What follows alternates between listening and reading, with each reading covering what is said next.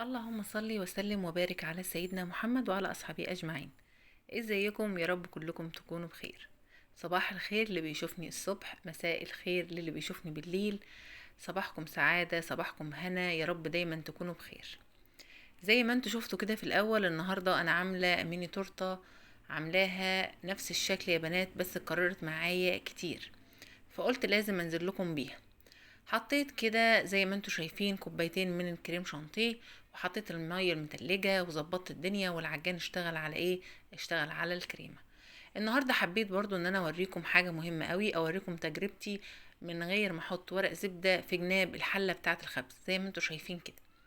للأسف ما عجبتنيش خالص وكانت سيئة.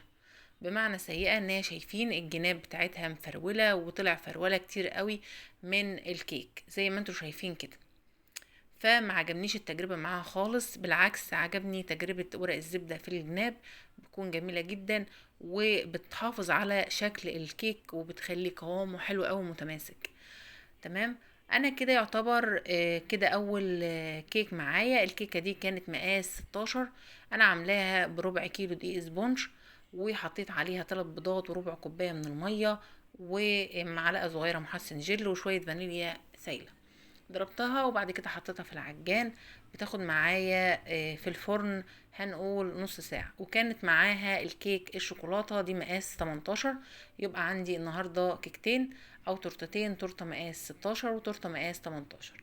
طبعا يا بنات، وهي كيك بتكون مقاس الكيك 16، بس طبعا بعد الفينش والتعديل وما بتخلص خالص بتديكي مقاس اكبر نمرتين، يعني 16 بتكون 18 و18 بتدي 20. تمام كده. تمام يا احلى بونبونات. طبعا لسه اول مره بيشوف القناه بتاعتي ما ينساش لايك وسبسكرايب عشان يوصلوا مني كل جديد، واوعوا تنسوا تفعلوا زر الجرس. هنا بشتغل كده بالمنشار، وان شاء الله باذن الله تعالى هعمل لكم حلقه في الكورس بتاع التعليم المجاني اللي عندي على القناه، وهجيب لكم كل الادوات اللي انتي محتاجاها او اللي انتي تستخدميها عشان تعرفي تشتغلي في الاول اول ما تشتغلي من البيت. زي ما انتوا شايفين كده هبدأ ان انا اشتغل اول حاجة بالكيك اللي هي الفانيليا. طبعا يا بنات الاكياس دي اكياس نظيفة، انا شارياها بالكيلو من المحل، بجيب منه ادوات البلاستيك اللي هي الاكياس والمغلفات والعلب والكلام ده بتاع الشغل. فبجيب كده كيلو اشتغل بيه. فده كان كيس اللي هو الشنط اللي انا بحط فيه الشغل. لان طبعا كانت الكيس اللي هي البامبي الكيك الكبيرة اللي هي مقاس 30 كانت خلصانة، فاخدت من ده، مش هتعطل طبعا وشغل هيتعطل. طبعا بحط كده الشانتيه، وبعد ما بحط الشانتيه بحط شويه من المكسرات، شويه كده من الكريسبي، و او لو مفيش كريسبي يا بنات ممكن شوكليت شيبس وصوص شوكولاته، وبنزل بالطبقه التانية وبسقي برضو سيرب. السيرب يا بنات زي ما قلت لكم انا بحط كوبايه من السكر على النار، وبحط عليها كوبايتين من الميه يغلوا غلوه، لما السكر يدوب بطفي عليه على طول. تمام. شويه كده من الشوكليت شيبس زي ما انتم شايفين كده، واحط برضو شويه كده من المكسرات طبعا، واحط شويه من هنا صوص النوتيلا. انا عامله هنا صوص نوتيلا. انا عملت من الموديل ده يوميها، عملت هنا النهارده عملت ابيض وعملت شوكولاته، بس للاسف انا نسيت اصور الابيض فصورت الشوكولاته بس، وصورت لكم عملت منها موديل تاني مع اختلاف بسيط، يعني مع اختلاف في التزيين في الشوكولاته والكلام ده. طبعا مش لازم ان انت تتقيدي ان انت تعملي بنفس الشكل اللي انا عاملاه او بنفس الديزاين اللي انا عاملاه او بنفس الفينش، لا هو الفينش ده ذوق ليكي وبامكانياتك اللي موجوده عندك في البيت. مش شرط ان انت لازم ان انت تعملي نفس اللي انا عاملاه بالظبط. هنيجي هنا لتاني حاجة، وطبعا هنا عملت اللي هو مقاس 18. دول يا بنات اتطلبوا مني على فكرة فجأة، انا كنت خابزة الكيك ده الاوردر لتاني يوم، فخبزت الكيك ده بخبزه الصبح قبل ما الكهرباء تقطع. فبخبز الكيك الظهر مثلا كده، فالكهرباء بتقطع عندي 3، فبسيبه يبرد لما بالليل بعد المغرب اخلص الشغل بتاعي. تمام. فسبحان الله بعد ما الكهرباء جت المغرب، واحدة رنت عليا طلبت مني تورتايه اللي هي الفانيليا، وواحدة تانية سبحان الله بعدها بشوية لقيتها بعتلي رسالة برضو على صفحتي عايزة تورتايه شوكولاتة. فسبحان الله الرزق بيحب الخفية، ما بيحبش اللي تقول لا لسه هخبز لتاني يوم كل الكلام ده، لا. انا سلمت دول اشتغلت فيهم على طول زي ما انتوا شايفين كده. وطبعا خبزت لتاني يوم بعد ما خلصت خالص، والعجان كان كده موجود زي ما هو، حطيت الدقيق وابتديت ان انا اشتغل الشغل تاني يوم عادي خالص، ما فيهوش اي مشكله. طبعا يا احلى بونبونات، انا دلوقتي كان الكيك ده بعد ما حطيته بعد ما حشيته وخلصته كده وربطت الاكياس، لازم بدخله الفريزر 10 دقايق لو انا مستعجله. لو مش مستعجله بسيبه شويه، بسيبه اكتر، ممكن نص ساعه ربع ساعه، بيبقى كويس قوي. هتسالوني وتقولوا لي يا هبه ليه، هقول لكم لان سبحان الله بتحسي ان الكيك، الكريمه والكيك بيتجانسوا مع بعض، تحسيهم كده بيكونوا حاجه واحده. لما تيجي تجلسي تلاقي تحسي ان الدنيا كلها بقت معاكي مظبوطه قوي. والتجليس سبحان الله بيكون حلو، كل ما تقعد في التلاجة اكتر سبحان الله تلاقيها تجلسها كده بيكون سهل وناعمه وسلسه قوي معاكي. طبعا زي ما انتم شايفين انا ما كنتش راضيه عن التجليس او مش راضيه عن شغل المشط سكرابر، فلغيته وجلست تاني دي تاني مره. هنا بقى هوريكم حاجة مهمة جدا وهقولها لكم دلوقتي. اهم حاجة الحاجة اللي تبقى خارجة من عندك انت تكون راضية عنها، بمعنى ان هي تكوني شايفة في عينيكي ان انت راضية عنها، ان ده شغل خارج من عندك، حاجة تشرفك قدام اي حد. هنا ما عجبنيش للمرة التالتة اللي برضو التجليس بتاعها، وهنا رحت عاملة ايه، رحت مجلسة تاني زي ما انتوا شايفين كده. وبس المرة دي الحمد لله رب العالمين هتظبط معايا.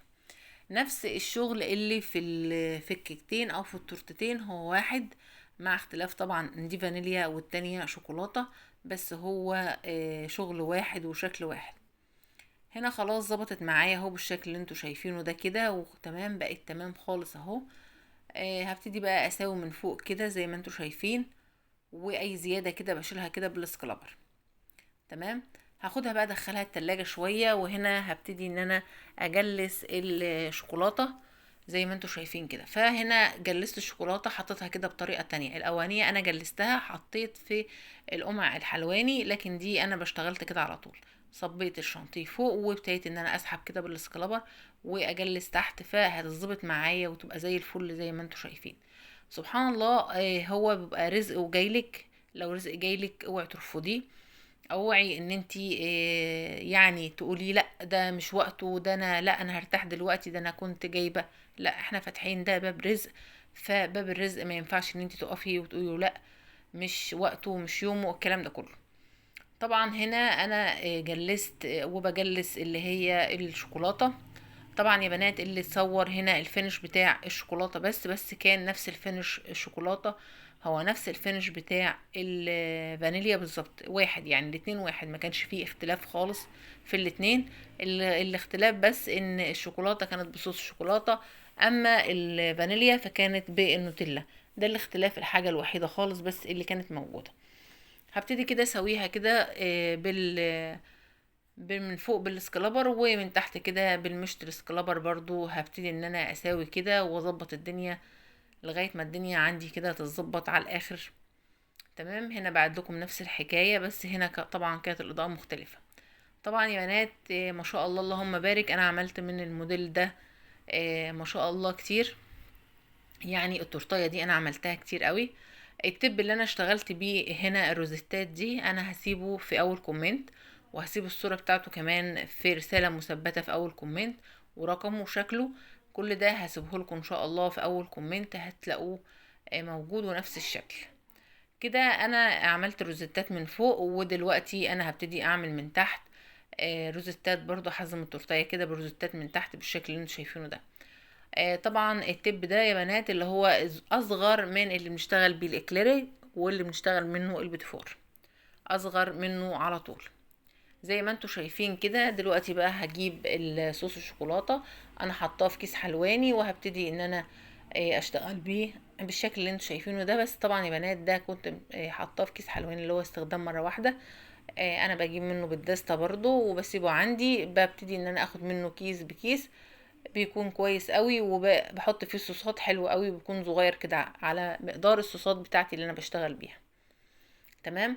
دلوقتي بقى خلاص يعتبر انا بفنش التورتايه، بجيب بقى احط الشوكولاتات بتاعتها اللي مطلوبه مني، والقوالب السيليكون دي برضو ان شاء الله هعمل لكم فيديو اعرفكم على كل الحاجات دي، وكمان هعرفكم على الالوان الدست وكل الشغل ده انا بعمله ازاي او بشتغل بيه ازاي، وايه الاوفر القوالب السيليكون ولا ورق الترانزفير. كل ده هنقوله مع بعض ان شاء الله باذن الله في فيديو، هعمله لكم فيديو من كورسات التعليم، كورس التعليم المجاني اللي انا عاملاه. طبعا دي شوكولاته كده ميجا، كسرتها اتنين وحطيتها بالشكل ده. طبعا عملت زي ما قلت لكم قبل كده منه كذا موديل، وعملت منها كذا شكل مختلفين كلهم غير بعض. ده الشكل النهائي للتورتايه، وهنا التصوير واضح اكتر. ده كده شكل موديل، والتاني كمان واحد اهو. اقول لكم مع السلامة، واتمنى تقولوا رأيكم في الكومنتات. مع السلامة.